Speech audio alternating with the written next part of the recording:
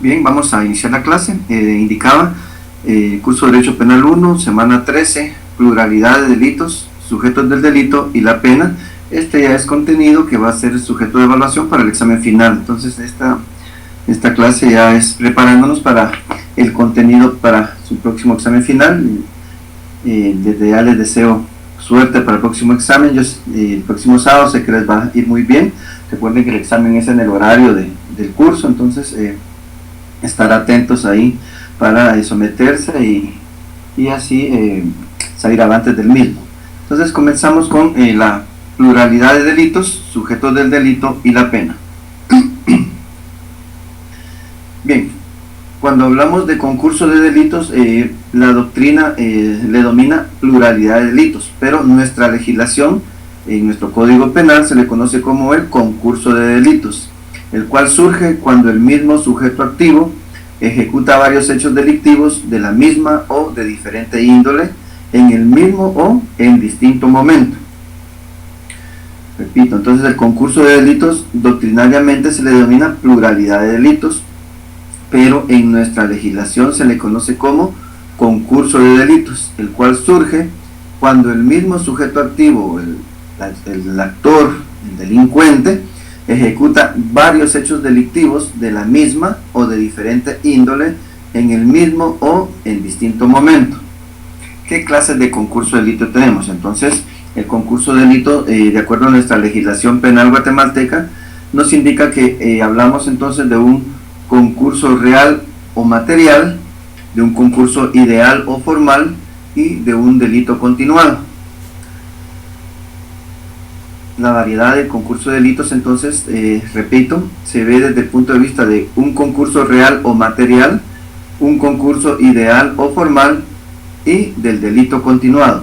En relación al concurso real o material, nos indica que este surge cuando el sujeto activo ha realizado varias acciones y cada una de las cuales por separado es constitutiva de un delito. Surge cuando el sujeto activo ha realizado varias acciones y cada una de las cuales por separado es constitutiva de un delito. Veamos en el artículo 69 de nuestro Código Penal, por favor. El artículo 69 tiene como título del concurso de delitos y dice el artículo 69: al responsable de dos o más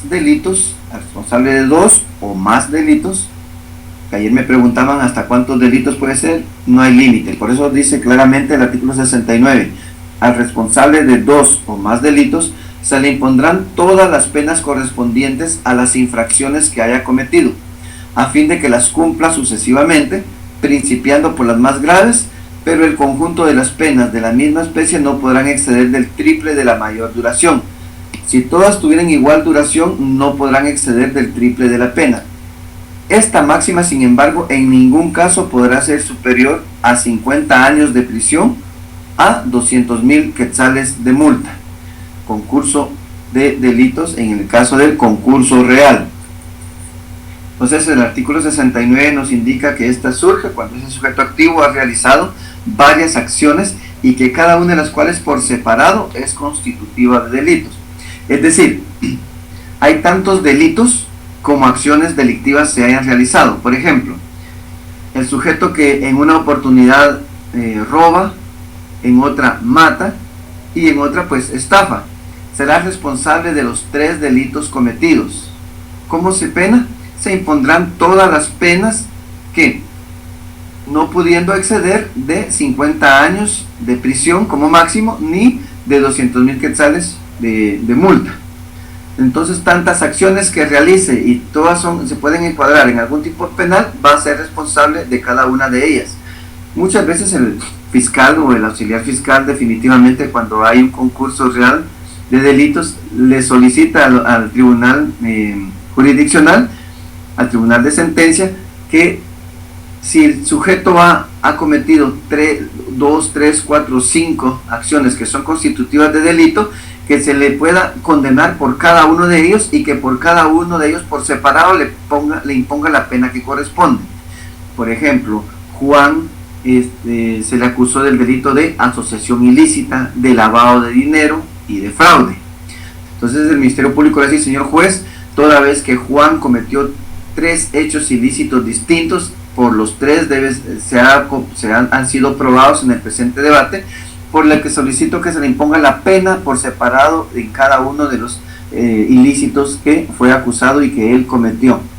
Entonces lo que está pidiendo es que a Juan, en el delito de asociación ilícita, que es de 6 a 8 años, que le impongan 8 años, que por el delito de lavado de dinero, que creo que anda de 6 a 20 años, que le pongan 20 años de prisión, y por el fraude que le pongan 8 años. Entonces estamos hablando de 20, 36 años de prisión, lo que está pidiendo, porque está pidiendo por separado. A eso se denomina concurso real o material del concurso de delitos, regulado en el artículo 69 de nuestro Código Penal. Por otro lado tenemos el concurso ideal o formal. Este surge mediante 2 supuestos: cuando un solo hecho o acto delictivo sea constitutivo de 2 o más delitos, y cuando un delito sea medio necesario para cometer el otro. El concurso ideal o formal surge mediante 2 supuestos. Por un lado, cuando un solo hecho o acto delictivo sea constitutivo de 2 o más delitos. Un solo hecho puede constituir 2 o más delitos. Y cuando un delito sea medio necesario para cometer el otro, estamos ante un concurso ideal de delitos, que dice el artículo 70 de nuestro Código Penal. Concurso ideal: en caso de que un solo hecho constituya 2 o más delitos, o cuando uno de ellos sea medio necesario de cometer el otro, únicamente se impondrá la pena correspondiente al delito que tenga señalado mayor sanción, aumentada hasta en una tercera parte. El tribunal impondrá todas las penas que correspondan a cada una de las infracciones, si a su juicio esto fuera más favorable al reo que la aplicación de la regla anterior. Cuando se trate de concurso ideal de delitos sancionados con prisión, delitos sancionados con prisión y multa, o delitos sancionados solo con multa, el juez, a su prudente arbitrio y bajo su responsabilidad, aplicará las sanciones respectivas en la forma que resulte más favorable al reo. Entonces, ¿qué nos dice entonces el concurso ideal o formal? Artículo 70 de nuestro Código Penal. Dice que esta surge mediante ¿qué? Mediante 2 supuestos. El primero, cuando un solo hecho delictivo, un solo hecho o acto delictivo sea, ¿qué dice? Constitutivo de 2 o más delitos. Por ejemplo, en un solo hecho va a constituir 2 o más delitos. Por ejemplo, el sujeto que agrede a un policía y lo hiere, este será responsable de atentado y lesiones. Cuando el señor agente de Policía Nacional Civil intenta detenerlo, el señor se defiende según él, pero en su defensa viene y se abalanza sobre el señor agente y lo ataca. Ahí estamos hablando de un atentado que está tipificado en el Código Penal. Y aparte de que lo ataca, pues ya después le produce lesiones, ¿verdad? ¿Por qué? Porque lo ataca con un arma blanca y le causa lesiones graves al señor agente de policía. Un mismo hecho fue constitutivo de 2 delitos. Por un lado, atentado contra el señor agente de Policía Nacional Civil, y segundo, le causó los delitos de lesiones graves o gravísimas o leves, ¿verdad? Ahí estamos ante un concurso ideal de delitos, que un solo hecho constituye 2 o más delitos. Y el otro supuesto es cuando un delito sea necesario para cometer el otro. El sujeto, por ejemplo, cuando un delito sea medio necesario para cometer el otro. Por ejemplo, Juan es novio de Rebeca y viene Juan, siempre has tenido ya un buen tiempo de novio con Rebeca, pero ve que esa relación no pasa más. Un día Juan, ya molesto, viene y la rapta, se la lleva a la fuerza a su novia Rebeca, y ya estando con ella, convive sexualmente con ella, pero lo hace obligándola a tener relaciones sexuales. Luego, ya que ha logrado su cometido, viene Juan y la abandona, la deja en libertad, luego de haber alcanzado lo que él se proponía. Entonces Juan puede ser sindicado del delito de rapto, se le puede imputar el delito de rapto y el delito de violación. Entonces, ¿cómo se pena de acuerdo al concurso ideal de delitos? En relación al concurso ideal de delitos, se va a utilizar un principio que se conoce, el principio de la pena única o la absorción. Principio de la pena única, también llamada de absorción, que significa que la pena más grave va a absorber a la menor. Si el rapto se castiga con menos años de prisión y la violación es más drástica, entonces nosotros como abogados vamos a decir: señor juez, si bien es cierto, el Ministerio Público está pidiendo que se le aplique el concurso real para que se le imponga una pena por el delito de rapto y una pena por el delito de violación en contra de mi patrocinado. Pero si nos damos cuenta, señor juez, si bien es cierto, se dieron algunas situaciones ahí, aunque no se ha podido probar perfectamente que haya sido raptado o se fue voluntariamente. Nosotros seguimos con la tesis de que se fue voluntariamente, pero al momento, si usted considera que sí hay si hay ilícitos dentro de estos hechos y que hay ilícitos que condenar, solicito que se le condene, pero utilizando el concurso ideal de delitos, que el rapto, que se castiga con menos años de prisión, sea absorbido por el delito de violación y solo se le imponga la pena mínima del delito de violación, aumentada en una tercera parte por el otro delito que va a absorber, y no como el Ministerio Público quiere que sea la pena máxima por el delito de rapto y la pena máxima por el delito de violación. Aquí el rapto realmente fue necesario para que cometiera el otro delito, por eso debe condenársele en concurso ideal de delitos, aplicándole solo la pena más grave del hecho cometido o del hecho que se le ha estado acusando. Entonces, en el concurso real se va a penar por cada acción y por cada delito cometido por separado. En el concurso ideal lo que vamos a tratar de convencer al juez es que se le aplique el principio de la pena única o el principio de la absorción, en el sentido que dice que el concurso ideal, si son 2 o más, si fueran 3, 4 delitos, que sea el más grave el que se le imponga la pena, y los demás que no se les pene, más que se agregue una tercera parte tal y como establece el artículo 70 de nuestro Código Penal. Eso es concurso ideal de delitos. Hace el Ministerio Público, y cuando sean 2 o más delitos, hay una acusación de 2 o más delitos, siempre va a pedir que se le aplique el concurso real. Si somos defensores, siempre vamos a tratar de que se le aplique en concurso ideal, ¿verdad? Porque es lo que más le favorece a nuestro patrocinado. Y por último, en el concurso de delitos tenemos lo que se conoce como el delito continuado. Este delito continuado dice que no se trata de una pluralidad de delitos, sino de la comisión de un solo delito mediante varias acciones con el mismo propósito, en el mismo o distinto lugar, aprovechándose de la misma situación, de la misma o distinta gravedad, atacando un mismo bien jurídico protegido. ¿Qué nos dice la ley al respecto? Veamos el artículo 71 en cuanto al delito continuado. Dice: se entenderá que hay delito continuado cuando varias acciones u omisiones se cometan en las circunstancias siguientes: con un mismo propósito o resolución criminal, con violación de normas que protejan un mismo bien jurídico de la misma o de distinta persona, en el mismo o en diferente lugar, en el mismo o distinto momento, con aprovechamiento de la misma situación, de la misma o distinta gravedad. En este caso se aplicará la sanción que corresponda al delito aumentado en una tercera parte. Entonces, este delito continuado dice que no se trata de una pluralidad realmente de delitos, sino de la comisión de un solo delito mediante varias acciones, con el mismo propósito, mismo o distinto lugar, de aprovechándose de la misma situación, de la misma o distinta gravedad, atacando un mismo bien jurídico protegido. ¿Cómo puede ser el delito continuado entonces? Si no estamos hablando de concurso real ni de concurso ideal. El delito continuado, para que lo entendamos, lo voy a explicar con un ejemplo. Por ejemplo, va a haber delito continuado el cajero de un banco. Cuando hablamos del cajero de un banco, ¿sí? Aquí es donde cuando llegamos al banco y vamos a hacer nuestro depósito, vamos a cambiar nuestro cheque, nos atiende una persona que es el que conocemos como un cajero de un banco. Pues este cajero de un banco resulta que periódicamente ha estado sustrayendo o sustrae ciertas sumas de dinero que maneja en la institución. Por ejemplo, este cajero del banco resulta de que hoy,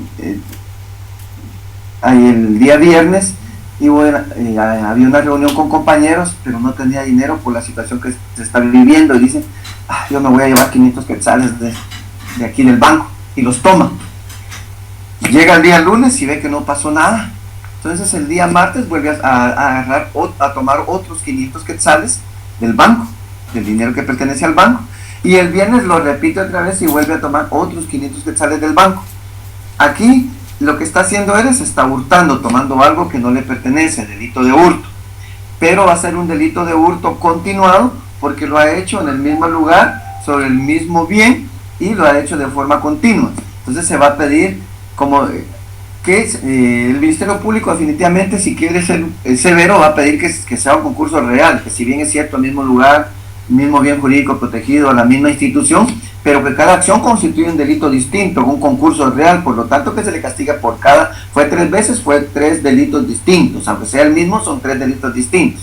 Nosotros vamos a alegar como defensores, no, señor juez, aquí lo que realmente se cometió fue un delito de hurto en forma continuada, porque llenan los requisitos que establece el artículo precisamente 71, por lo tanto debe imponerse la pena que establece para el delito de hurto. Si dice que son 6 años, pues 6 años aumentados en una tercera parte por los otros 2, ¿verdad? Si son 6 años aumentados en una tercera parte, van a ser 2 años más, entonces hablamos de 8 años de prisión, ¿sí?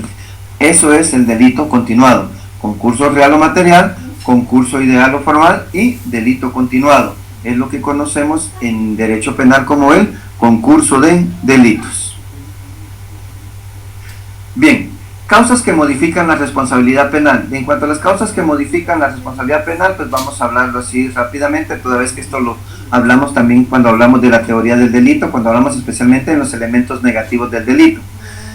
Recordamos que en los elementos negativos del delito, pues teníamos las causas que eximen de responsabilidad penal, o sea que no hay responsabilidad penal, y dentro de ellas teníamos que las causas de inimputabilidad, las causas de justificación y las causas de inculpabilidad.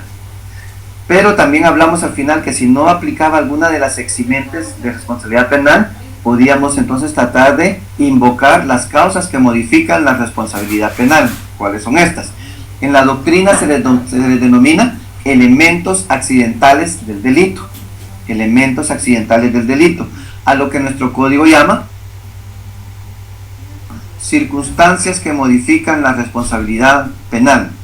Circunstancias que modifican la responsabilidad penal y que comprende que las circunstancias atenuantes y circunstancias agravantes. Estas circunstancias modificativas que son accidentales, nominales o innominados, dentro de la estructura del delito, que influyen, ¿en qué van a influir estas causas que modifican la responsabilidad penal? Van a influir en qué, en la determinación de la pena, en qué pena aplicar. Se trata de una mejor graduación de su responsabilidad. ¿Cuál es la función de las circunstancias que modifican la responsabilidad penal? Pues su función es determinar el quantum de la pena, o qué cantidad de la pena afecta su medida, ya sea para aumentarla o ya sea para disminuirla. ¿Por qué? Porque las circunstancias atenuantes ayudan a disminuir la imposición de una pena, mientras que las circunstancias agravantes ayudan o influyen en aumentar una pena en contra de un procesado. Esto lo vemos de acuerdo a lo que establece el artículo 26 y 27 de nuestro Código Penal, que dice el artículo 26 y artículo 27. Dice, título cuarto, de las circunstancias que modifican la responsabilidad penal. Dentro de esas circunstancias que modifican, entonces tenemos el artículo 26, que son las circunstancias atenuantes, y el artículo 27, que son las circunstancias agravantes. Ya dijimos que las atenuantes van a ayudar a disminuir la aplicación de una pena, mientras que las agravantes van a aumentar la aplicación de una pena. ¿Cuáles son circunstancias atenuantes? Entre otras, de acuerdo al artículo 26, dice la inferioridad psíquica, el exceso de las causas de justificación, el estado emotivo, el arrepentimiento eficaz, la reparación de perjuicio, la preterintencionalidad, causar un daño mayor que se quería causar, la presentación a la autoridad, la confesión espontánea, la ignorancia, la dificultad de prever, la provocación o amenaza, la vindicación de ofensa, la inculpabilidad incompleta o las atenuantes por analogía. Todas estas son causas atenuantes que van a favorecer al acusado y que podrían ayudar en un momento determinado a disminuir una pena. Si estaban pensando ponerle una pena mínima, por decir algo, de 15 años por el delito de homicidio, pero si logramos demostrar que no fue con intención, con voluntad, que realmente se dio una preterintencionalidad, él lo que quería era asustarlo, él sí tenía intención y voluntad de golpearlo, pero nada más como una riña, nunca tuvo la intención de causarle la muerte, pues en uno de los golpes él cae y fue donde se golpeó en la parte posterior de su cabeza y falleció. Entonces no era su intención. Señor juez, no es como el Ministerio Público indica, que hay un homicidio simple porque había intención de causar el daño, es un delito doloso, dice el Ministerio Público. No es cierto. Aquí perfectamente podemos aplicar una circunstancia atenuante, especialmente la que indica que es la preterintencionalidad, señor juez, porque como le hemos demostrado, realmente ellos lo que hicieron lo que hubo fue una discusión entre ellos, y de la discusión pues pasaron a los golpes, a la agresión física, a la integridad de cada uno de ellos, pero en uno de los golpes que mi cliente le propina, pues definitivamente él cae, y al caer es que se lastima, pero no es que él haya tenido intención de causarle la muerte. Entonces estamos ante una circunstancia atenuante de preterintencionalidad. Eso que va a disminuir, ¿en qué? En la aplicación de la pena, porque por el homicidio que establece el artículo 123, ya sabemos todos de que lo hemos estado hablando, que la pena es de 15 a 40 años, pero si logramos que se aplique un atenuante como es la premeditación, vamos a ver que entonces estamos ante un homicidio preterintencional, que lo vamos a ver en este momento. El artículo 126, homicidio preterintencional: quien cometería homicidio preterintencional será sancionado con prisión de 2 a 10 años, muy distinto a 15 a 40 años del homicidio simple que estaba pidiendo el Ministerio Público, ¿verdad? Entonces, para eso sirven las circunstancias atenuantes. Por otro lado, el artículo 27 nos regula las circunstancias agravantes, y que pueden ser los motivos fútiles o abyectos, la alevosía, la premeditación, los medios gravemente peligrosos, aprovechamiento de calamidad, el abuso de superioridad, el ensañamiento. No le bastó con darle muerte, sino que todavía lo cortó en pedacitos, ¿verdad? Entonces eso ya no es un atenuante, sino es agravante. Eso debe imponérsele la pena máxima, ¿eh? Preparación para la fuga, artificio para realizar el delito, la cooperación de menores de edad, el abuso de autoridad. Aquellos que tienen autoridad y abusan de ellas, lejos de ayudarles, eso les puede causar un agravante para que aumente la pena de prisión a imponer. Auxilio de gente armada, cuadrilla, nocturnidad y despoblado, menosprecio de autoridad, embriaguez, el embriagarse. Acordamos cuando vimos en las causas de justificación, o en las causas de inimputabilidad, aquel que actuó porque estaba tomado o drogado, y eso no le permitió ver la acción ilícita que iba a cometer, pero si fue buscado de embriagarse para cometerlo, dijimos que se convertía más bien en un agravante, ¿verdad? Que iba a aumentar la pena. Menosprecio al ofendido, vinculación con otro delito, menosprecio del lugar, facilidades de prever, uso de medios publicitarios, la reincidencia y la habitualidad, cuando un delincuente es reincidente. A veces lo escuchamos en las noticias, es que hay reincidencia en estos delincuentes, pero ¿cómo podemos decir que hay reincidencia? Dice, la de ser reincidente, el reo es reincidente quien comete un nuevo delito después de haber sido condenado en sentencia ejecutoriada por un delito anterior. Cuando ya ha sido condenado por un delito anterior y vuelve a delinquir, entonces ahí ya el Ministerio Público puede pedir un agravante, que es, y mire señor juez, aparte del delito de homicidio, hay que tomar en cuenta que hay una agravación de la pena, es agravante la pena. ¿Por qué? Porque él anteriormente, tal y como se lo demuestro en este momento, él ya fue condenado anteriormente por un delito, entonces ya él ya es un reincidente, ya no debe tratársele como alguien que cometió un delito por primera vez y que se le va a imponer la pena mínima porque es primera vez, no tiene antecedentes penales. No, él ya superó eso y sus antecedentes penales indican que ya fue condenado, por lo tanto hay un agravante ahí para que se aumente la pena y no se le ponga 15 años, sino que se le ponga 30 años de prisión. Habitualidad, cuando un delincuente es habitual, dice la de ser reo, delincuente habitual, se declarará delincuente habitual a quien, habiendo sido condenado por más de 2 delitos anteriores, si ya fueron 2 condenas, entonces ya no estamos hablando de un reincidente, sino de un delincuente habitual. A esto se refieren las circunstancias atenuantes y las circunstancias agravantes, que lo que buscan es, su función, digamos, es determinar el quantum de la pena, lo cual afecta su medida, ya que va a ayudar para aumentarla o para disminuirla al momento de aplicar la aplicación de o la imposición de una pena de prisión entre un mínimo o un máximo. Si hay atenuantes, puede ser que le impongan la mínima. Si hay agravantes, puede ser que le pongan intermedia o posiblemente la máxima, ¿verdad? Artículos 26 y 27 del Código Penal.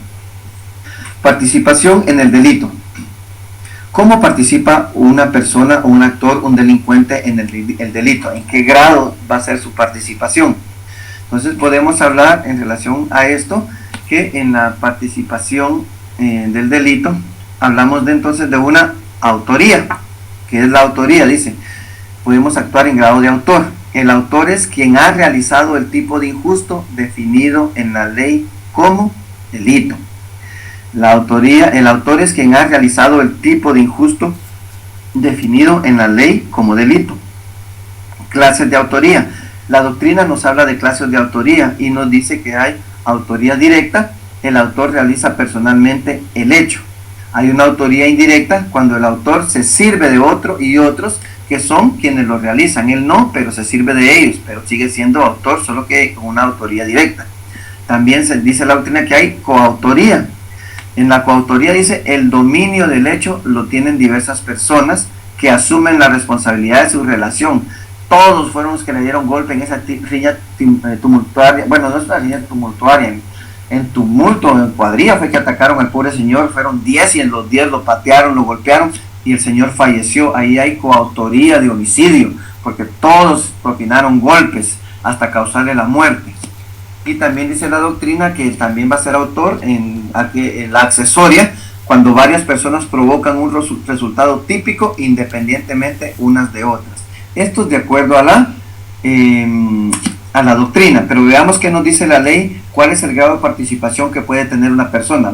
Esto doctrinario nos interesa, qué dice la ley. Entonces vámonos al artículo 36 del Código Penal.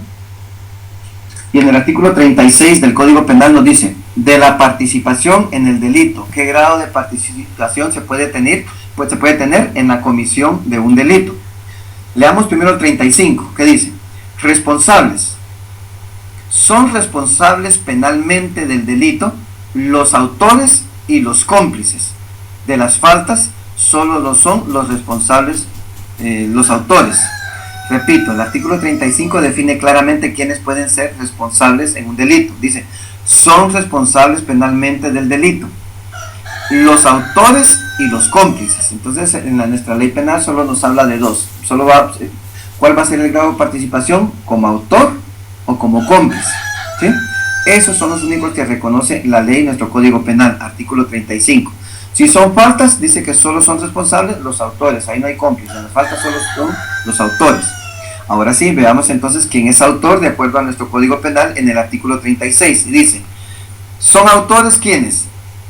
En primer lugar, quienes tomen parte directa en la ejecución de los actos propios del delito.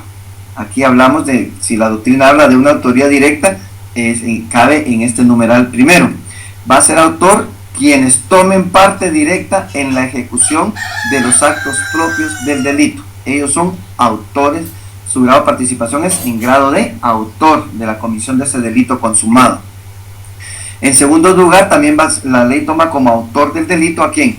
Quienes fuercen o induzcan directamente a otro a ejecutarlo.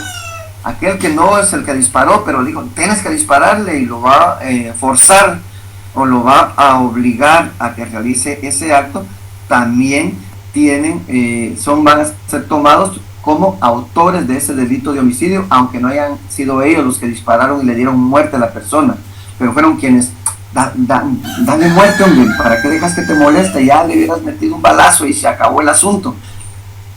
Hacelo, lo está induciendo. Aquel que induce también va a ser responsable como autor de ese delito de homicidio, aunque no fue el quien lo realizó, pero sí colaboró, indujo al autor directo a cometer ese hecho antijurídico.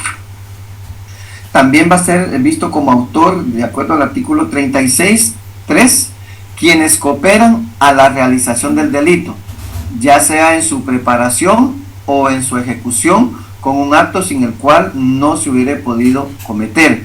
Quienes cooperen en la realización del delito, ya sea en su preparación. Mira, pues, no, hombre, mira, con el bate te arriesgas porque lo puedes golpear, y si solo lo dejas en coma, posiblemente ni lo vas a matar.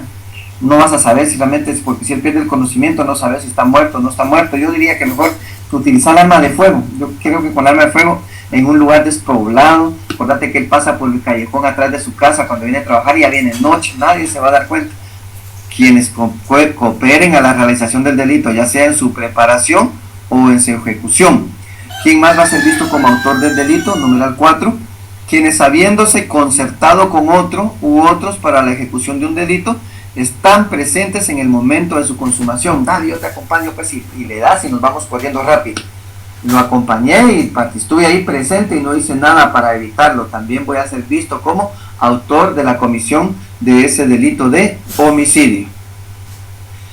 Y el otro grado de participación, de acuerdo al artículo 35, dijimos que era la complicidad, el cómplice. El artículo 35 fue bien claro, ¿verdad? Son responsables penalmente del delito los autores y los cómplices. Ahora, ¿quiénes son los cómplices? La complicidad dice que está integrada por un conjunto de actos que no son necesarios ni determinantes directamente para la ejecución del delito. Pero nuestra ley también nos habla de los cómplices. Veamos el artículo 37. ¿Qué nos dice el artículo 37 en cuanto al cómplice? Cómplices, dice, son cómplices quienes animaren o alentaren a otro en su resolución de cometer el delito. 2. Quienes prometieren su ayuda o cooperación para después de cometido el delito. Una vez que le dispares, venite aquí rápido y entras a la casa y ahí te quedas. Quienes prometieren su ayuda o cooperación para después de cometido el delito. Quienes proporcionaren informes o suministraren medios adecuados para realizar el delito. Mira, pues, vos tenés el problema con él, ya te dije que él vive cerca de mi casa, él pasa por un callejón donde no hay gente, porque prácticamente son dos paredes que dividen la calle, donde no hay puertas, nadie se va a dar cuenta. Y mira, si quieres utilizar, yo tengo ahí un cuchillo grande, o puedes utilizar el arma de fuego esa que tengo, no está registrada. Entonces, cómplices, ¿verdad? Quienes proporcionaren informes o suministraren medios adecuados para realizar el delito. Y 4, quienes sirvieren de enlace o efectuaren como intermediarios entre los partícipes para obtener la concurrencia de estos en el delito. Mira, pues, fíjate que aquí están vendiendo ahorita unos zapatos, pero estamos aquí en el parqueo del comercial, si podés venir. Pero ya, porque ya se va a ir el señor y llega, y cuando llega solo llega para que la otra persona cobre venganza y lo golpee, le puede dar muerte, lo puede dejar lesionado. Entonces también va a ser tomado como cómplices del delito, ¿sí? Entonces, ¿cuáles son los grados de participación que reconoce la ley? Como autores y como cómplices. Esa es la forma, es decir, que incluso en la complicidad realmente dice que está integrada por un conjunto de actos que no son necesarios ni determinantes directamente para la ejecución del delito. Es decir, que incluso se puede prescindir de ellos para cometer el delito, ¿verdad?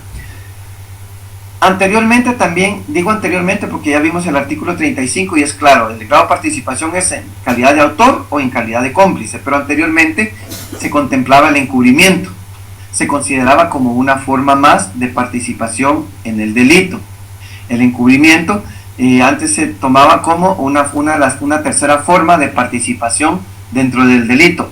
Hoy ya no se toma el encubrimiento como forma de participación en el delito, toda vez que ya el artículo 35 vimos que fue claro y nos dice que los grados de participación del delito de nuestro Código Penal vigente solo es la autoría y la complicidad. El encubrimiento realmente lo sacaron de la participación del delito, toda vez que nuestro código ya no lo contempla como una forma de participación en el mismo, en la forma de participación en el delito, sino que hoy en día el encubrimiento se convirtió en una figura delictiva que salió de la parte general del derecho y pasó al segundo libro, a la parte especial del código. ¿Por qué? Porque ahora son tipos penales. Si vemos ahora, entonces ya el encubrimiento ya no es como una forma de participación, sino son tipos penales que están regulados en el libro segundo del Código Penal, en la parte especial, y podemos verlo, ubiquémonos en el artículo 474, veamos el 474 y el 475. Por eso dejó de ser una forma de participación en el delito, porque ahora son vistos como tipos penales. El artículo 474 tenemos el encubrimiento propio, que es responsable de encubrimiento propio quien sin concierto, convivencia o acuerdo previo con los autores o cómplices del delito, pero con conocimiento de su perpetración, interviene con posterioridad ejecutando alguno de los siguientes actos. Ahí nos dice 4 actos y nos dice la consecuencia. Al responsable del delito de encubrimiento será sancionado con prisión de 2 meses a 3 años. Y luego tenemos el artículo 475, el encubrimiento impropio. Y al responsable de este delito de encubrimiento impropio dice que al responsable del delito que se refiere al inciso primero, o sea, el número 1, se le sancionará con prisión de 2 a 4 años de prisión. A los responsables del segundo numeral 2 del 475, se les sancionará con multa de 50 a 1,000 quetzales. Entonces, por eso es que el encubrimiento ya no forma parte como una forma de participación, porque ahora son delitos independientes, el encubrimiento propio y el encubrimiento impropio. Entonces, conclusión, en cuanto a los grados de participación en el delito, según nuestro Código Penal vigente, entonces son la autoría y la complicidad. Pero para que aprendamos de una vez esto, ¿cómo se castiga entonces la autoría y cómo se castiga la complicidad? Veamos el artículo 62. Vamos al artículo 62. Artículo 62 dice, de la aplicación de las penas. ¿Cómo se aplican las penas? El artículo 62 dice, al autor del delito consumado, al que participa en grado de autor, salvo determinación especial, toda pena señalada en la ley para un delito se entenderá que debe imponérsele al autor del delito consumado.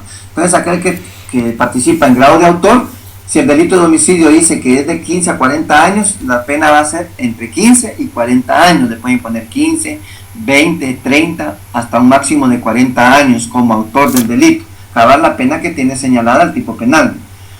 Pero a la complicidad, al cómplice, miren el artículo 63, al autor de tentativa y al cómplice del delito, dice, al autor de tentativa y al cómplice del delito consumado, se le impondrá la pena señalada en la ley para los autores del delito, rebajada en una tercera parte. Entonces, al que actúa como cómplice, si al autor le pusieron 15 años, ¿cuánto le van a poner al cómplice? Los mismos 15 años, solamente que rebajados en una tercera parte. Le quitamos una tercera parte, 15 años, nos quedan 10. Entonces al cómplice se le condenará a 10 años de prisión. ¿Sí? Si se diera que el autor del delito, Juan, quiso darle muerte a Luis, pero cuando intentó darle muerte se le trabó la pistola. No porque ya no quisiera hacerlo, sino porque fue el arma de fuego la que ya no funcionó. Le dio oportunidad a Luis de irse corriendo y salvó su vida, pero la intención y la voluntad estaba, había intención, había voluntad, por lo tanto era un delito doloso. ¿Qué delito quería cometer? El de homicidio. Entonces no lo consumó, se va a quedar en grado de tentativa. Entonces al autor de tentativa, ¿qué va a pasar? Al autor de tentativa se le va a imponer la pena como que fuera la principal al de autor, 15 años, solo que le van a rebajar una tercera parte. Por no haber causado la muerte, sí, el Ministerio Público siempre lo va a imputar el delito de homicidio en grado de tentativa, por lo tanto que se le imponga la pena de 15 años, pero como quedó en grado de tentativa, se le va a rebajar una tercera parte, por lo tanto que se le impongan 10 años de prisión al autor de tentativa. ¿Qué pasa con el cómplice de tentativa? Porque también puede ser que ahí estaba parado y vio que no pudo ejecutarlo, pero ahí estaba, entonces había complicidad. Al cómplice de tentativa, dice el artículo 64, a los cómplices de tentativa se les impondrá la pena que la ley señala para los autores, o sea, 15 años de prisión. pero rebajada en 2/3 partes. Como no se consumó, sino quedó en tentativa, se le va a rebajar en 2/3 partes. Le impusieron al autor 15 años, entonces a él le van a imponer 15 años, rebajada en 2/3 partes, le quitamos 10 años a 5 años de prisión, que pueden ser conmutables y pagadas en dinero, si así lo considera el juez. Entonces, esos son los grados de participación en el delito, en calidad de autor y en calidad de cómplice. El encubrimiento ya no forma parte de la participación del delito, toda vez que ahora el encubrimiento son tipos penales regulados en los artículos que dijimos, 474 y 475 de nuestro Código Penal. Bien, ahora pasamos al tema de las penas. Pero hablo de las penas de prisión, ¿verdad? No de las penas que están pasando ustedes para el próximo examen el próximo sábado. Es broma, ¿verdad? No, ustedes están listos, ustedes van a sacar 20 sobre 20, como imagino les fue en sus exámenes de esta semana. Entonces, de las penas. Vemos cuando hablamos, en lo personal considero que cuando se habla de la pena, criterio muy propio, considero que la pena es el instrumento más característico con el que cuenta el Estado.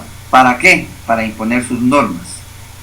La pena es el instrumento más característico con que cuenta el Estado. ¿Para qué? Para imponer sus normas. Entonces veamos una definición de las penas. Una definición de la pena es, la pena, solo perdonen.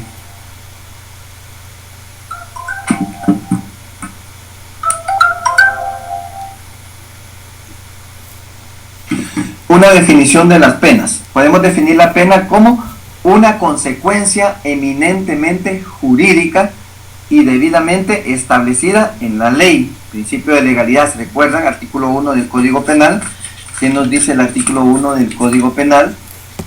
Principio de legalidad: nadie podrá ser penado por hechos que no estén expresamente calificados como delitos o faltas o por el anterior a su perpetración, ni se impondrán otras penas que no sean las previamente establecidas en la ley. Principio de legalidad. Entonces, las penas no es más que una consecuencia eminentemente jurídica y debidamente establecida en la ley, que consiste en ¿qué? En la privación o restricción de bienes jurídicos que impone un órgano jurisdiccional, o sea, los jueces, competente. ¿En nombre de quién? Del Estado, porque es el Estado el que le delega al Poder Judicial la administración de justicia. ¿A quién se le va a imponer? Al responsable de un ilícito penal. Entonces, consecuencia eminentemente jurídica y debidamente establecida en la ley, que consiste en la privación o restricción de bienes jurídicos que impone un órgano jurisdiccional competente en nombre del Estado al responsable de un ilícito penal. Esa es una definición de las penas. ¿Se recuerdan? Todo delito es... ¿Qué es el delito? Recordemos qué es el delito. 10 segundos. ¿Qué es el delito? Sin ver, sin chivos. El delito no es más que una acción u omisión típica, antijurídica, culpable y punible. ¿A qué se refería la punibilidad? A las penas, ¿verdad? A la consecuencia jurídica de todo delito. Entonces es esa consecuencia eminentemente jurídica y previamente establecida en la ley. ¿Cuáles son las características de la pena? Pues la pena tiene ciertas características, ¿verdad? Vamos a ver entonces que las características de la pena son las siguientes. La pena es un castigo. La primera característica es que es un castigo. Que nos dice esto, que partiendo de la idea que la pena se convierte en ¿qué? En un sufrimiento para el condenado al sentir la privación o restricción de sus bienes jurídicos. Cuando le imponen la pena de prisión, dice que una de las características que debe resaltar es que es un castigo, que resienta realmente aquel que quebrantó la ley penal, que resienta ¿qué? Esta limitación que tendrá en su libertad. Pero aquí nos habla de ese sufrimiento para el condenado al sentir la privación o restricción de sus bienes jurídicos. ¿A qué bienes jurídicos nos podemos referir? A la vida, a su libertad, a su patrimonio, y ese sufrimiento que puede ser físico, puede ser un sufrimiento moral o un sufrimiento espiritual. Entonces, una de las primeras características de la pena es el castigo. Una segunda característica es de naturaleza pública. ¿Por qué de naturaleza pública? Porque debido a que solamente ¿quién? El Estado le corresponde la imposición y la ejecución de la pena. Nadie puede arrogarse este derecho, pues este es producto de ¿qué? De la soberanía del Estado, porque solo el Estado puede crear e imponer las penas. ¿Por qué? Por esa soberanía que tiene. ¿Por qué? Porque el jus poniendi que tiene el Estado, la facultad que tiene de crear e imponer las penas. Nadie más se puede arrogar esa facultad más que el Estado por su soberanía.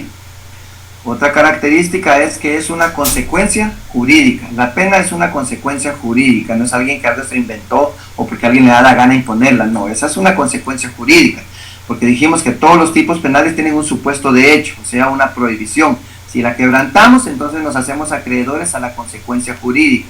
Por eso es que una de las características de la pena es que es una consecuencia jurídica.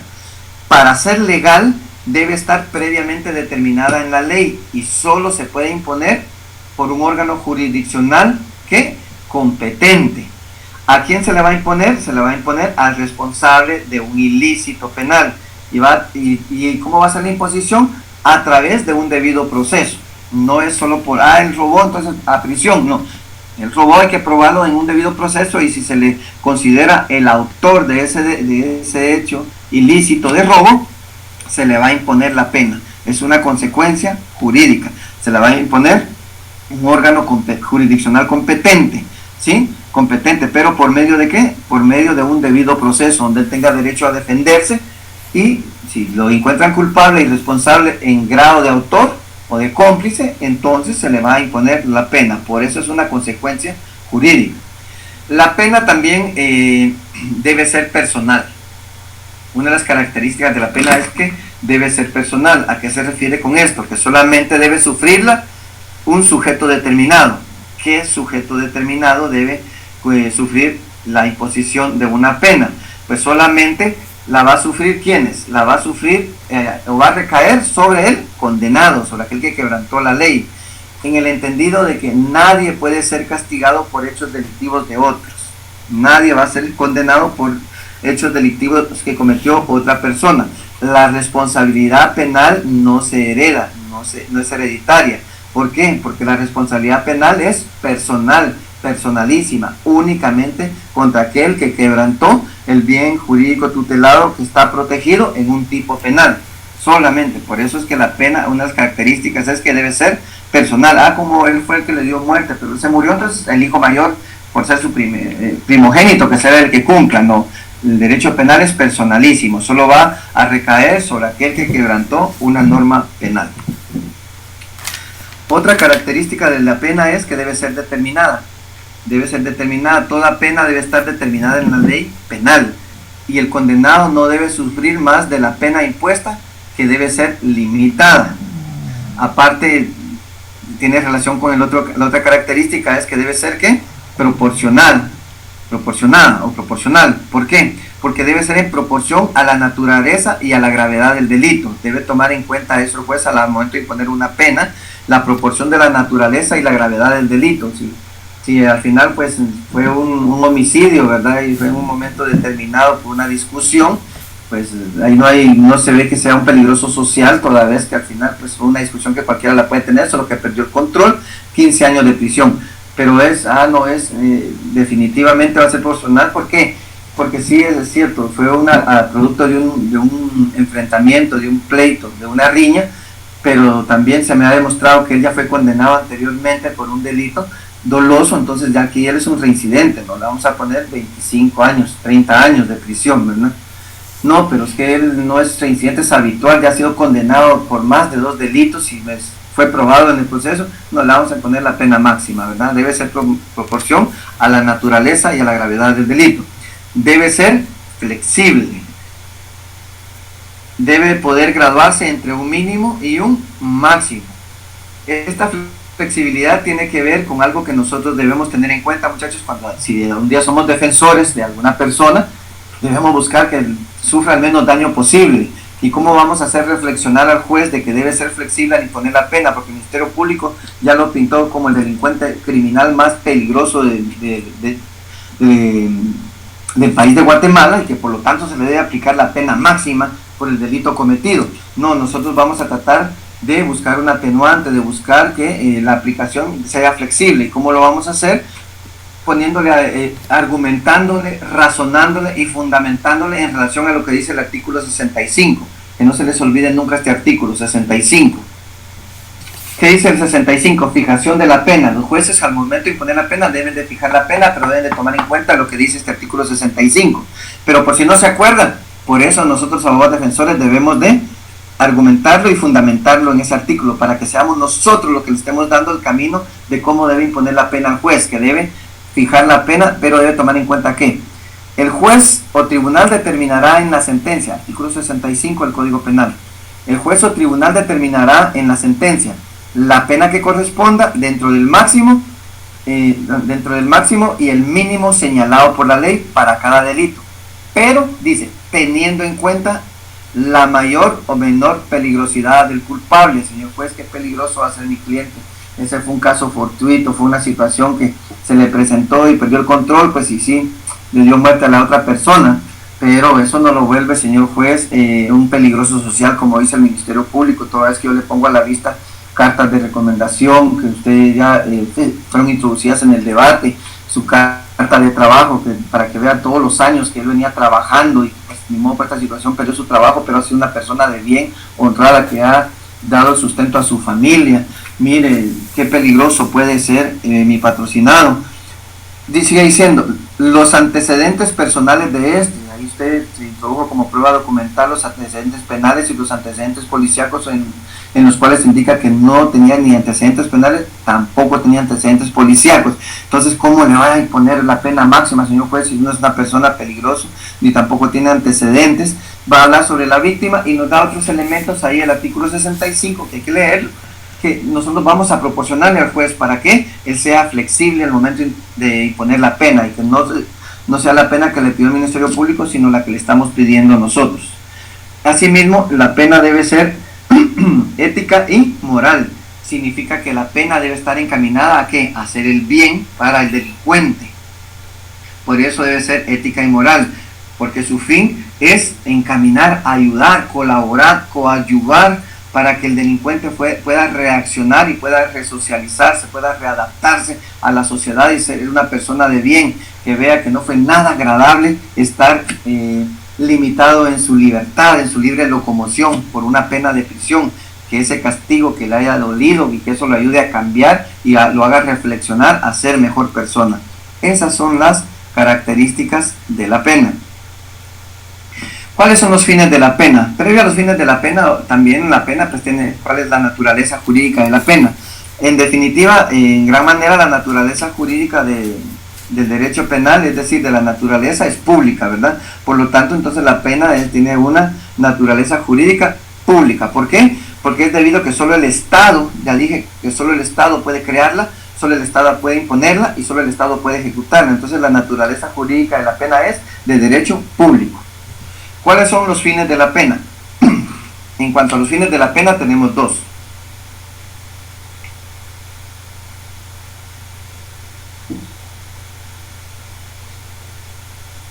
Los fines de la pena tenemos dos. El primer fin de la pena dice que tiene como fin obrar sobre el delincuente, ¿sí? Creando en él, por el sufrimiento que contiene, motivos que le aparten del delito y como finalidad preponderante tender a su reforma y a su readaptación a la vida social. Entonces, el primer fin de la pena dice que quiere obrar sobre ese delincuente para crear en él que entienda que por el sufrimiento que contiene, motivos que le aparten del delito y como finalidad suprema o fundamental tender a su reforma y a su readaptación social. Eso es lo que busca realmente la pena. Hacer conciencia en la persona que le impuso una pena de prisión, para que estando en cumpliendo esa condena en prisión, con todas las limitaciones, con todas las situaciones que eso implica, él pueda reflexionar y reaccionar y busque su reforma y busque su readaptación social, que estando dentro del cumplimiento de condena, en un centro de cumplimiento de condena, él realmente pueda dedicarse a hacer el bien desde adentro, que desde ahí pueda resocializarse. Eso es función del Estado, entonces, darle los mecanismos necesarios para que él pueda trabajar o estudiar o hacer algo de bien dentro de centro de cumplimiento de condena. Es porque eso lo va a ayudar a que él se resocialice, se readapte, se convierta en una persona de bien y que pueda aprender un oficio para sostenerse al salir y no vuelva a delinquir. Ese es el fin principal de la pena. Pero dice ese fin en relación a este primer fin. Pero si el delincuente definitivamente pues, es insensible a esa intimidación por parte del Estado, es insensible y no le afecta estar en prisión, no me importa y mañana salgo y vuelvo ahí, regreso y así me voy a mantener. Si el delincuente se convierte ya insensible precisamente a la intimidación y no fuere susceptible de reforma, no lo podemos ya reformar, pues la pena dice, entonces cambio mi fin en cuanto al delincuente. Entonces la pena, ¿qué es lo que va a realizar? Una función de ¿qué? Una función de eliminación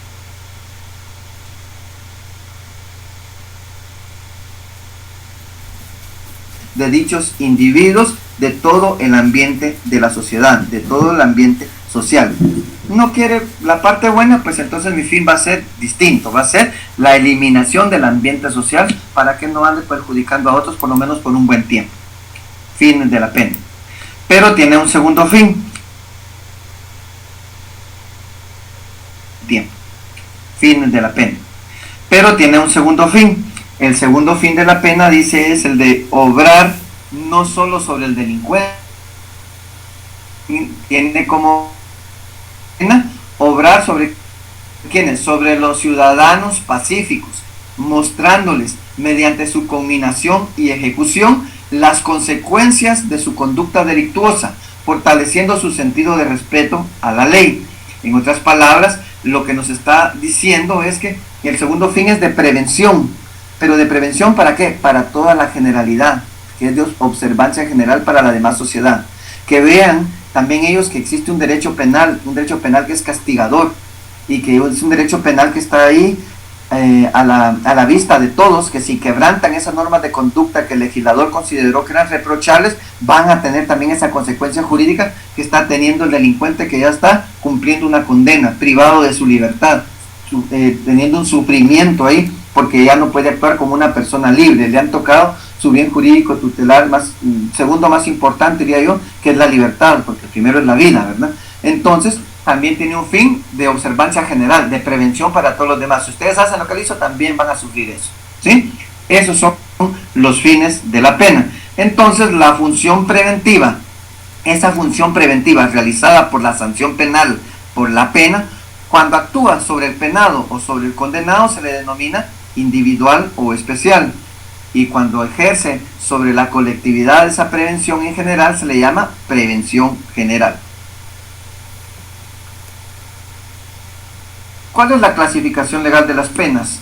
En el tema de las penas ustedes pueden leer también algún folleto, algún libro, algún texto, y van a encontrar que también hay algunas teorías de la pena. Van a encontrar una teoría que habla sobre la teoría de la retribución, sobre la teoría de la prevención especial y sobre la teoría de la prevención general, pero yo no voy a entrar a las teorías, voy más a lo legal, a lo que me interesa que ustedes conozcan.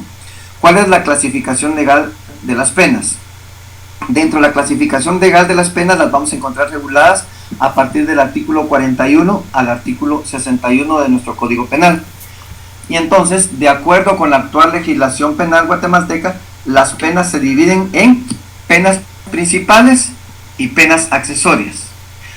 Repito, de acuerdo a la actual legislación penal guatemalteca, las penas se dividen en penas principales y penas accesorias. Veamos el artículo 41 de nuestro Código Penal. Artículo 41 dice, de las penas principales. Penas principales son penas principales la pena de muerte, la de prisión, el arresto y la multa. 4 son las penas principales. La de muerte, que también se le llama pena capital, la de prisión, la de arresto y la de multa. Y tenemos también penas accesorias. ¿Cuáles son las penas accesorias? Dentro de las penas accesorias tenemos entonces la inhabilitación absoluta, la inhabilitación especial, el comiso y pérdida de los objetos o instrumentos del delito, la expulsión de extranjeros del territorio nacional, el pago de costas y gastos procesales, la publicación de sentencias y todas aquellas que otras leyes señalen. Nuestro código en el artículo 41 nos regula las penas principales, que ya dijimos que es la de muerte, la de prisión, la de arresto y la de multa, y el artículo 42 pues nos regula las penas accesorias. Se dice que son penas accesorias la inhabilitación absoluta, la inhabilitación especial, el comiso y pérdida de los objetos o instrumentos del delito, la expulsión de extranjeros del territorio nacional, el pago de costas y gastos procesales, la publicación de la sentencia y todas aquellas otras que las leyes señalen. ¿Cuáles son las penas principales? Las penas principales las vamos a encontrar a partir del artículo 43. Ahí encontramos la pena de muerte. En relación a la pena de muerte, tiene un carácter extraordinario en nuestro país y solo se va a aplicar en los casos expresamente consignados en la ley, es decir, solo a delitos señalados por la ley, cometidas en las circunstancias expresadas por la misma y después de agotados todos los recursos legales. Cuando habla de todos en relación a la pena de muerte, que es una pena especial, la pena capital, que tiene un carácter extraordinario, ¿por qué?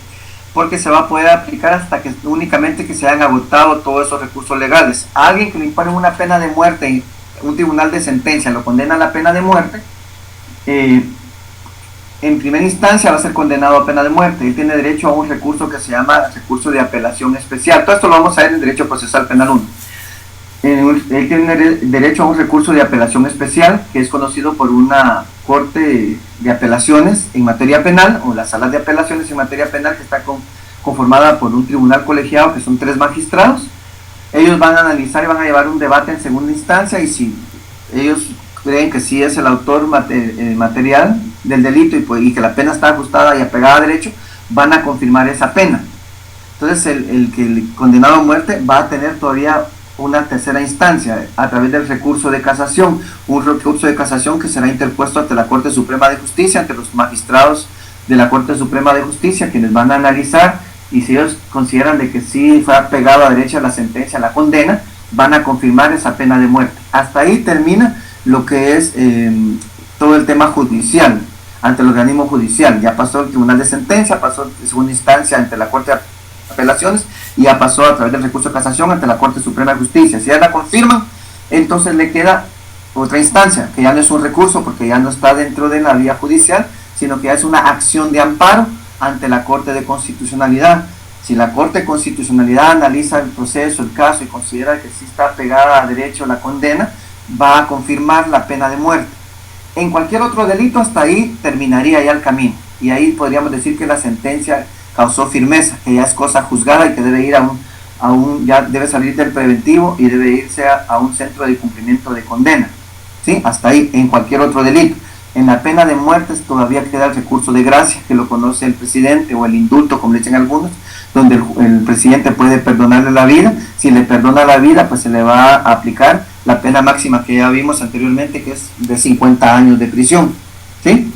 Y si considera que fue apegada a derecho, pues puede confirmar la pena de muerte, y pues se va a ejecutar la pena de muerte por la vía que corresponde, que en nuestro caso ahora es a través de la inyección letal. Esa pena de muerte ahorita está suspendida administrativamente, porque un presidente pues, causó duda ahí en el que quién debía de dar ese recurso de gracia, que porque el presidente debe hacerlo, si ya pasó todo un camino judicial, porque un presidente que es del Ejecutivo, que no tiene nada que ver con el órgano judicial, porque él va a votar por tierra todo eso. Entonces hay ya algunos argumentos, entonces está suspendida temporalmente, pero sigue siendo derecho positivo, porque está normado en la ley. Entonces la pena de muerte dice que, sin embargo, la pena de muerte no podrá imponerse por delitos de orden político, cuando la condena se funda en presunciones, a mujeres, a varones mayores de 70 años, dice el Código Penal. El Código Penal dice a mayores de 70 años, pues usted ven en los primeros artículos de la Constitución, ahí se habla de la pena de muerte, y ahí dice que es hasta los 60 años. ¿Cuál prevalece? La de los 60 años, porque es la Constitución la que lo indica. Primero, porque es la Carta Magna, porque es la ley superior, y el Código Penal está abajo de la Constitución como ley ordinaria. Y un segundo argumento, si quieren, porque dice la ley de organismo judicial, que toda ley posterior deroga ley anterior. El Código Penal es del año 73, mientras que la Constitución Política de la República de Guatemala es de 1985. Ahí hay dos argumentos para decir por qué se debe aplicar los 60 años que dice la Constitución y no los 70 que dice el Código Penal. Aparte porque los 60 años también va apegada a el principio indubio pro reo, lo que más le favorece al reo, ¿verdad?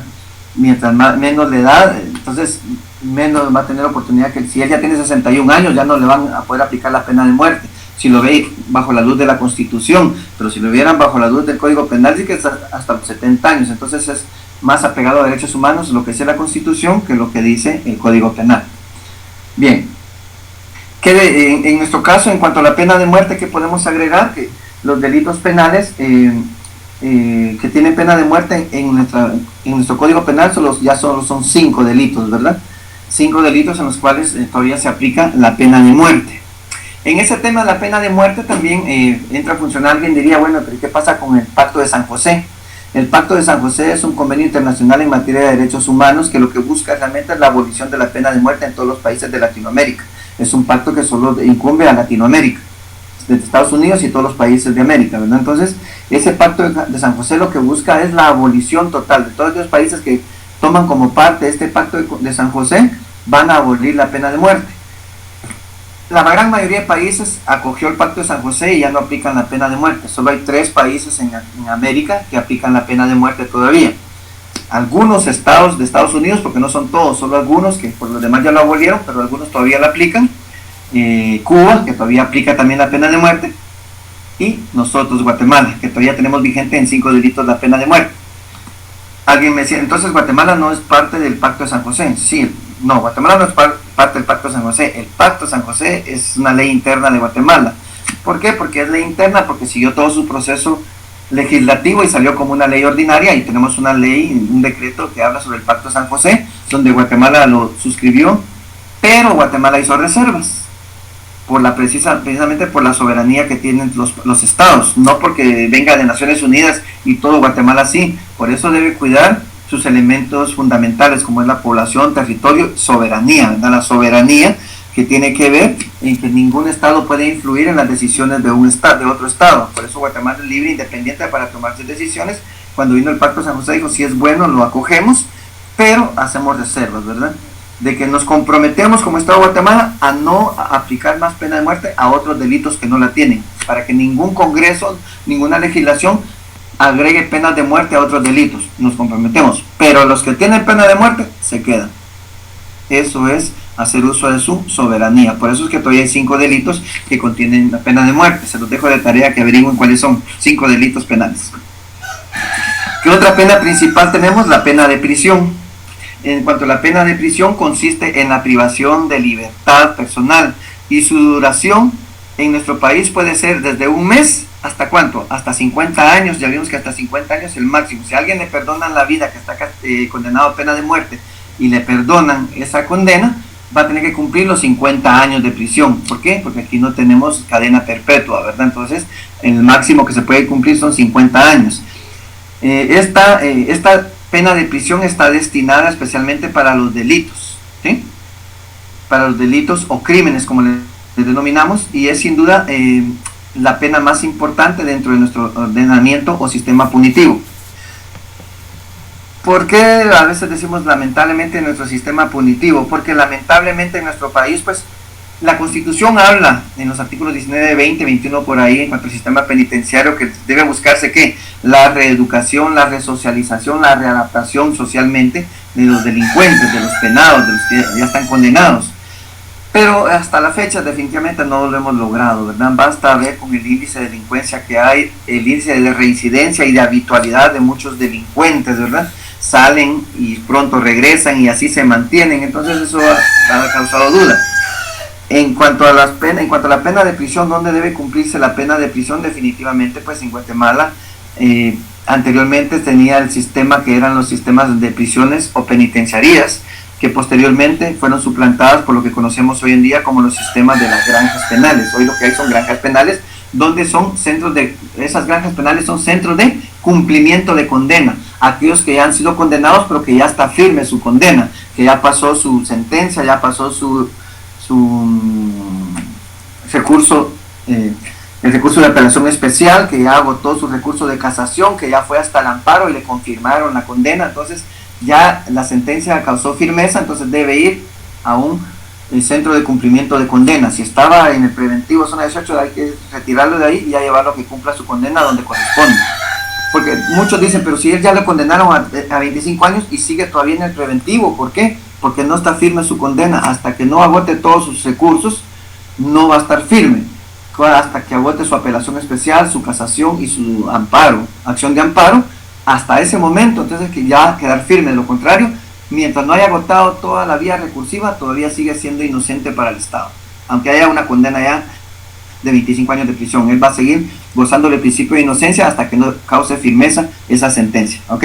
Eso tengámoslo bien claro, porque algunos que ya fueron condenados todavía están en centros preventivos, porque todavía están agotando algunos medios recursivos, algunos medios de impugnación, ¿sí? Como las que ya les expliqué. Bien. Pero entonces cuando ya se ha agotado todo eso, deben ir a cumplirlos a los centros de cumplimiento de condena, que en Guatemala se conocen como granjas penales. Por eso es que conocemos la granja penal Pavón, la granja penal Cantel, que está en Quetzaltenango. Y yo les digo a los muchachos, si quieren sentirse internacionalmente, por lo menos aunque sea creer que están en otro país, vayan a la granja penal Canadá, que está en Escuintla, ¿verdad? Le pusieron granja penal Canadá. Bien. También tenemos lo que se conoce como la pena de arresto, como pena principal, la pena de arresto, que es la tercera, que también esta pena de arresto consiste también en una privación de libertad personal, pero su duración se extiende, es mínima, se extiende de 1 hasta 60 días y está destinada especialmente ¿para qué? Para las faltas, no es para delitos. El arresto se aplica a las faltas, no al arresto, ¿sí? O contravenciones que no son contravenciones que son infracciones leves a la ley penal de un estado. Y entonces la diferencia de la de prisión es que la de prisión es para los delitos y el arresto es para aplicación para las faltas. También hay diferencia en cuanto a la duración. La prisión dura desde 1 mes hasta 50 años de prisión, mientras que la de arresto es de 1 día hasta 60 días máximo. Tenemos la otra pena, que es la cuarta como pena principal, que es la pena de multa. Que la pena de multa no es más que una pena pecuniaria, en dinero, consistente en el pago de una cantidad de dinero que deberá fijar el juez dentro de los límites señalados para cada delito, y cuando no se encuentran estipulados, la ley del organismo judicial establece que debe fijarse dentro de un mínimo de 5 quetzales y un máximo de 100 quetzales. La multa penal se encuentra establecida en cada tipo penal, salvo lo que establecen que leyes penales especiales que no pueden ser superiores a 200,000 quetzales, tal y como lo establece lo que vimos en el artículo 69 de nuestro Código Penal, ¿verdad? En el artículo 69, cuando vimos el concurso real, que decía el máximo, sin embargo, en ningún caso podrá ser superior a 50 años de prisión ni a 200,000 quetzales de multa. Bien, esas son las penas principales. Las accesorias se las dejo a ustedes para que las lean en el Código Penal, están a partir del artículo 41 al 61. Darle ustedes una lectura, por favor, a esas penas accesorias, ¿verdad? Yo solo les expliqué las más importantes, que son las penas principales, no porque no sean importantes las otras, también son importantes, pero ya son penas accesorias, ¿verdad? Que a veces se va a imponer una pena principal y también se puede interponer, y también se le puede imponer una pena accesoria. O puede ser que no le pongan ninguna pena principal, pero sí le van a poner una pena accesoria, ¿sí? Bien, entonces, muchachos, nos quedamos hasta acá en la clase del día de hoy. Gracias por su atención. Les deseo suerte para su examen la próxima semana. Más que suerte, les deseo que le dediquen tiempo al estudio. Está sencillo, creo que más fácil no se los podía poner. Ahí tienen ya las preguntas, estoy seguro ya las contestaron y ese va a ser el examen. Entonces, más mi preocupación es que ustedes le pongan atención a su estudio para aprender para su vida profesional, que es a lo que se van a dedicar, que es a lo que se van de lo que van a vivir. Y por supuesto que mi deseo es que ustedes sean muy buenos abogados, muy buenos notarios, que sean mejor que nosotros, los que ya estamos. Ya les dije, les he dicho varias veces, los malos ya estamos cabales afuera, así que ustedes tienen que ser buenos. Bien, muchachos, bendiciones para todos, un buen fin de semana y nos volvemos a conectar para clase hasta dentro de 15 días con la semana 14. Este tema de hoy ya corresponde para material para el examen final, así que tranquilos. Yo de todos modos se los estoy enviando, si no al final de la tarde, como siempre, mañana por la mañana o en el transcurso del día. Gracias por su atención, muchachos, un abrazo para todos y bendiciones.